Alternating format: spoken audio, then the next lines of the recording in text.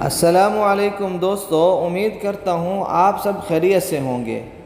اللہ تعالیٰ سے دعا ہے اللہ ہم سب کی پریشانیوں کو، مشکلات اور بیماریوں کو دور فرمائے۔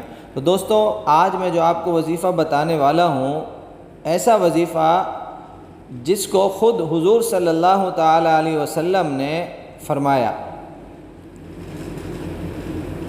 یہ وظیفہ مختصر ہے، یقین کے ساتھ کریں گے، چاہے جتنا بری نظر ہو، اللہ تعالیٰ اس وظیفے کی برکت سے اس کو ختم فرما دیں گے۔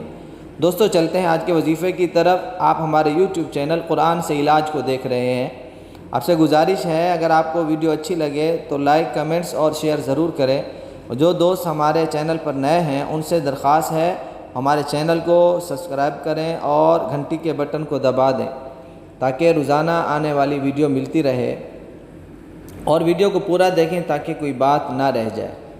بسم اللہ الرحمن الرحیم۔ نظر بد سے حفاظت کی ایک مختصر دعا۔ حضرت عبداللہ ابن عباس رضی اللہ تعالی عنہ سے مروی ہے کہ رسول اللہ صلی اللہ علیہ وسلم حضرت حسن اور حضرت حسین رضی اللہ عنہما کی ان کلمات کے ساتھ حفاظت فرماتے تھے۔ وہ کلمات یہ ہیں: بسم اللہ الرحمن الرحیم، اعوذ بکلمات اللہ التامہ من کل شیطان وہامہ ومن کل عین لامہ۔ صحیح بخاری۔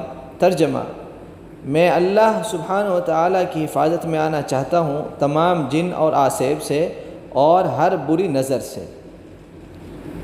اپنے بچوں پر صبح و شام ان کلمات کو 3 بار پڑھ کر دم کریں، انشاءاللہ نظر سے حفاظت رہے گی، لگی ہوئی نظر اتر جائے گی اور شیطان کے شر سے حفاظت رہے گی۔